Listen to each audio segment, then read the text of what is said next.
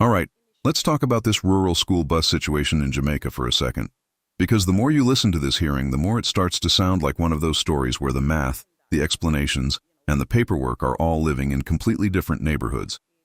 And I must say, I'm happy to be here today to be able to learn from what you've been sharing with us, because there's a lot of information out there that is conflicting and confusing, and this PAAC through 73A gives us that opportunity to really follow the money and see where the value is redounding to the benefit of the students. I must tell you that before I came here, I canvassed the views of some of our principals in Western Jamaica, and being a rural MP, this is very important. So, Chairman, I'm going to ask some questions, and then you can stop me when I'm out of time. All right? I'm going to go back a little. I don't know if this is Director or PS, but from the research I've seen and the information swirling, it is said that the buses entered Jamaica without the pre-inspection certificates, which are normally required under Jamaica motor vehicle import policy. That's information, so I want you to clarify for me, right? Why, if that was the case, why was the pre-shipment inspection certificate requirement waived for these buses? And if they were waived, who waived it? Now notice something very interesting about how the MP approached this whole situation. Before she even touched the cost, before she talked about the age of the buses, before she got into maintenance or refurbishment, she went straight to the question of the inspection waiver. And that wasn't random. Because in any procurement like this, the inspection process is the foundation of everything. If the buses didn't pass the proper inspection requirements before entering Jamaica, then suddenly the entire project starts standing on shaky ground. Under Jamaica's motor vehicle import policy, vehicles are supposed to have a pre-shipment inspection certificate. That's basically an independent verification that the vehicle meets safety and mechanical standards before it even leaves the country it's coming from. It's there to prevent exactly what nobody wants: importing vehicles that are already in questionable condition. And remember, we're not talking about luxury cars or personal vehicles here. These buses are meant to carry school children across rural communities every single day. So that inspection certificate isn't just paperwork. It's a safety checkpoint. So when she asked about whether the inspection requirement was waived, she was really asking a much bigger question. Did the buses come into Jamaica through the proper legal process?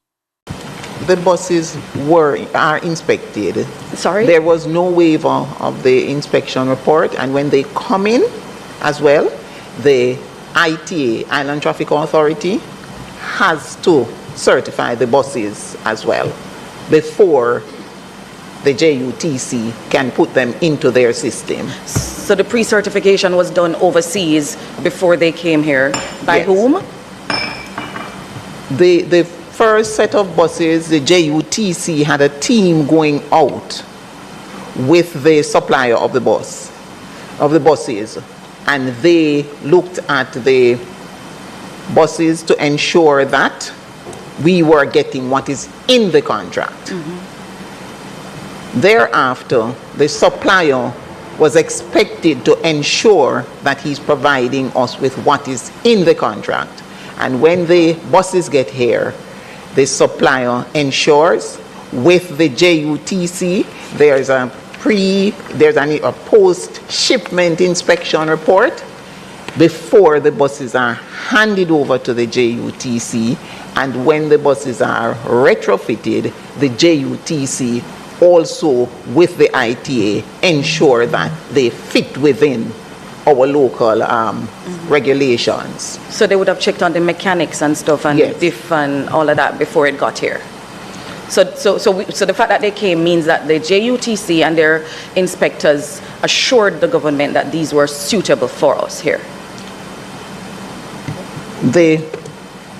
Let me back up. The first set of buses, the JUTC with the suppliers ensured that based on what was signed in the contract, those buses, the supplier was giving us what was required. Having done that, the supplier now would work with those specifications, and so when the buses come in, they would then be a post-shipment inspection. Okay, so who laid out the specifications then in the contract? Because if JUTC was just checking off.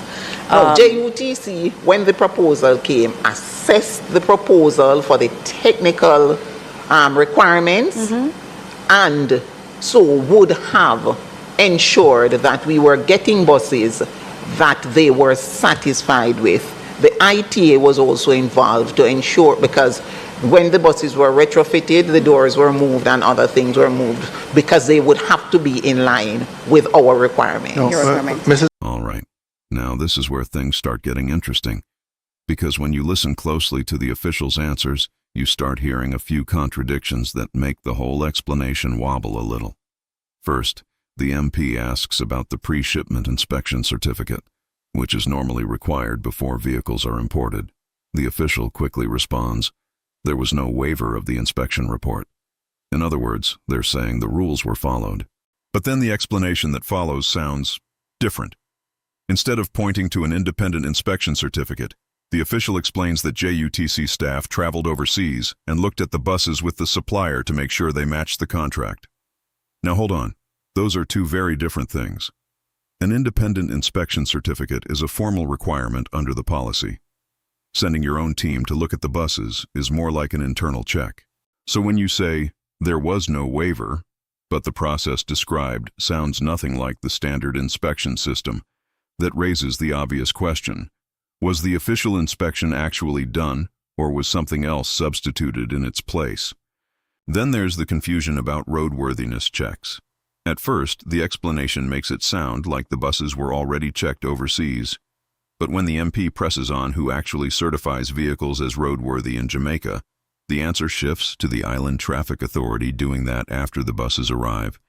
So suddenly the inspection timeline becomes a bit blurry. Overseas checks, supplier checks, post-shipment checks, ITA checks. By the time you're done listening, it's not entirely clear who verified what and when. Cross, if I could assist for clarification, the pre-inspection was to say that the overseas pre-inspection was to say that the buses met the specifications. Yes. But I think you're referring to the mechanical inspection Yes. for the roadworthiness of the Like the vehicles. diff and- When was that done? Are we sure as bright as ChatGPT? That would be done when the buses got here, and because the refurbishing had a set of things that you need to do. You need to change tires, you need to change all the aspects of the mechanics that must get the buses out there, and so they would have to be checked for roadworthiness based on the standards of the JUTC. But that's the Island Traffic Authority. That's the point I'm trying to get. Yes. Is the Island Traffic Authority is the Certified. agency Yes. that certifies them as being roadworthy. That's just the point I'm Yes. trying to. All right, so let's talk about the cost and the value for money. I heard some different figures today, but the program, based on the research I did last night, said $1.4 billion is what it cost us for about 110 buses. Then I heard some other figure here today. I think I'm a little unclear on that. But that initial set of buses that came to Jamaica, what was the average acquisition cost? So including that, you know what you pay them for the bus, but the maintenance package or whatever else you needed, the retrofitting costs, what did it cost us to land and get on the road one of those buses? Now think about that for a second. If the decision going forward is to buy new buses instead of used ones, that sounds very much like a change in approach. Calling it not a policy switch, while describing a shift to new buses, creates a bit of a contradiction in the narrative. And finally, there's the question of the age of the buses. When the MP mentions they appear to be between 10 and 15 years old, the official first says 12 years, then adjusts it to a range of 10 to 14 years. It's a small detail, but it shows a level of uncertainty about the exact specifications of the fleet. None of these moments on their own necessarily prove wrongdoing, but together they create something that committees like the PAC pay close attention to: inconsistencies in explanations. And when billions of dollars in public spending are involved, even small contradictions tend to attract a lot of scrutiny.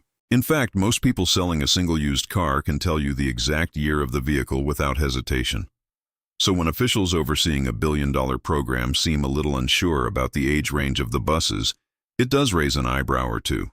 And remember, the age isn't just trivia. It directly affects maintenance costs, reliability, and how long those buses will realistically stay on the road transporting students. So that question about the age may have sounded casual, almost like small talk. But in reality, it was another way of testing something very important: whether the government truly understood the quality and value of the buses it had purchased. Thank you, Chairman. Thank you, Member. So the bus cost and freight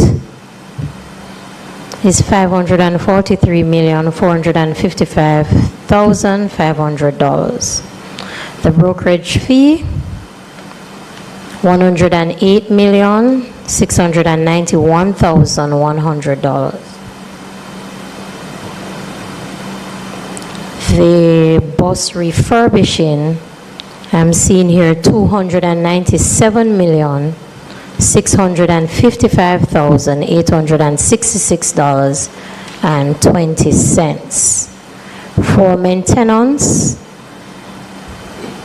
up to March 2026, we're averaging about $9 million per bus per month. No, not per bus, for all the buses, $9 million. Yes, that maintenance cost is included, 1.4 but we're just giving the breakout. So for the 1.4, that is also included. So, I was trying to... Various clearance fees in Jamaica, $8,151,832.50, and the 15% GCT, $5,298,690.65. Okay, it's a little confusing because you're giving me individual costings and then lumped in some group costings. I'm trying to figure out what it cost us to No, learn the more. only group costing I gave you was that the maintenance is included in the 1.4, but I gave you the maintenance cost separately. So if you wanted to know the maintenance cost separately per month, I would have given you that. I think the question was just what was the average cost per bus to get it on the road operating? That's it. you just say, take that totals and divide it by whatever the number of buses were. I would have to divide and do some math and get back to you, but The 1.44 we can move on to average divided by 110. Yeah, so that's about... 12 million something per bus. Okay.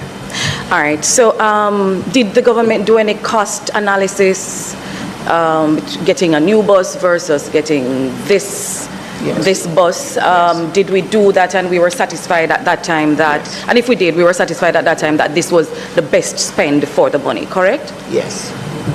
All right. The cost explanation also raises eyebrows. The MP asks a straightforward question. What was the average cost per bus to get it on the road? Instead of giving the number, the official lists a series of figures: freight, brokerage, refurbishing, maintenance. But the actual per bus cost only appears after the chairman suggests simply dividing the total by the number of buses.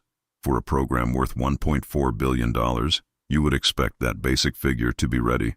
Then we get another interesting moment when the MP asks about the switch from used buses to new buses.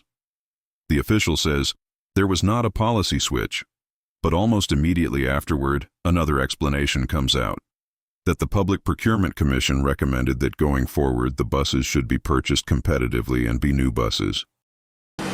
The public VIN, some information again that's out there. The VIN that we saw, some of them said the bus is aged from between 10 to 15 years. Is that accurate? 12 years. 12 years. 12 years. So 10 to Yes, 14 average. would be the range. Would be a reasonable 10 range. to 14 years. Yes. Okay. All right. The mileage on these buses. Do you have an average of, how they were running? I'm trying to sell a truck now and they're asking me the mileage. So I kind of want to know how we were doing. Which one are the The managing director will answer that. Can you move Okay. on to another question so that I can, just for efficiency, Right. but you will get that shortly. All right. And it was 12.7 million per bus bus, when you 12 divide the points. 1.4 Yes, by that's why I 100. said average Yeah. about $12 million there, Chairman. Okay, so given the cost analysis that you did, what would have been the cost had we chosen to get a new bus over that 12.7 million for the older bus? What would have been the cost?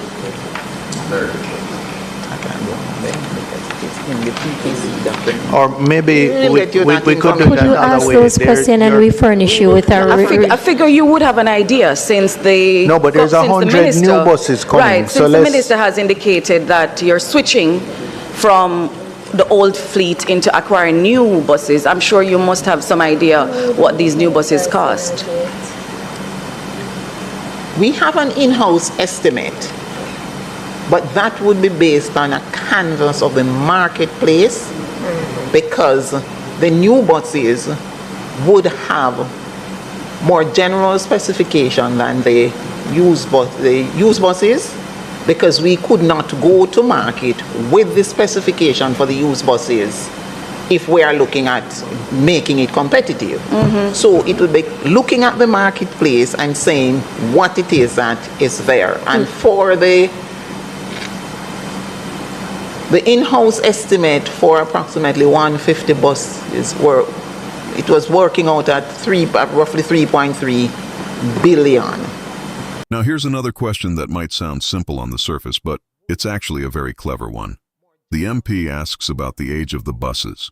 And you might think, all right, what's the big deal? A bus is a bus. But when you're talking about a government program that spent $1.4 billion, the age of the buses is a huge deal. Because age tells you a lot about what you're really buying. A bus that's 2 or 3 years old is still fairly modern. A bus that's 10, 12, 14 years old. Now you're getting into the stage where parts start wearing out, maintenance becomes more frequent, and the vehicle's remaining lifespan starts shrinking pretty quickly. 3.2. Billion for the new? 3.2 billion for 150 new That was what buses. was in the budget, 3.2 before it was taken. off. 3.2 Billion, thereabout, roughly. billion for about 150 new, and it would have cost us something like about 1.4, you say, for the So this would have been this works out at 21 million per new bus. 21 million per new bus, based on what you're seeing in the Right. in And demand. similarly, I imagine a new bus would come with warranties, etc., maintenance, etc. Maintenance package and so on. Okay. So when the MP asks about the age, she's really asking a deeper question. Did Jamaica pay a fair price for what it actually received? Because if you're paying millions of dollars per bus, but the buses are already a decade old, then people are naturally going to wonder whether the country got good value for money. But here's the part that makes the moment a little awkward. When the MP asks the question, the answer doesn't come with a clear, confident number. First we hear 12 years, then it shifts to 10 to 14 years.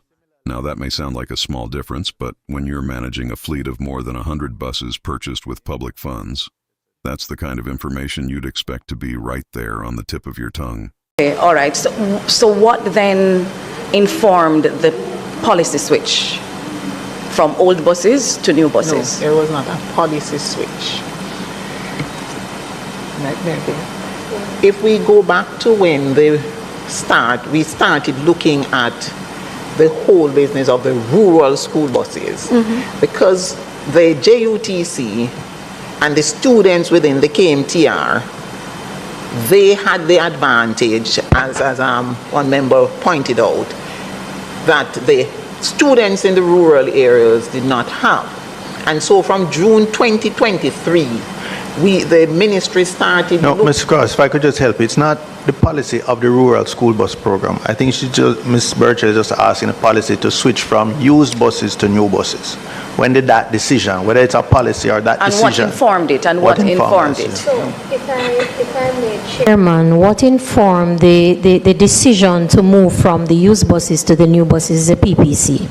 PPC would have clearly indicated that we should go competitive going forward, and they should be new buses. So they felt we weren't competitive with the decision we made before? I can't say how I would be interpreting their position. I'm telling you what was said in the document. In the document. And at the end of the day, this is why hearings like this Okay, matter. all right. So what then informed the policy switch The age of the buses. from old buses to new buses? There was not a policy switch. Now maybe everything checks out in the end. If But we when the go answers back start to coming when with they hesitation, we shifting started details, looking at you naturally start the asking whole more business questions. of the rural And school when $1.4 buses. billion of Because public money is the involved, those questions JUTC aren't just fair, and the they're students within the necessary. KMTR, And that's where we're going to leave it. they had the advantage, as If you found one this member breakdown pointed out, Don't forget to like the video, that the subscribe to the students in the channel, rural share it with areas someone did who not needs to hear have. this conversation. And so from June 2023, the ministry started No, looking. Mr. Cross, if I could just help, it's not the policy of the rural school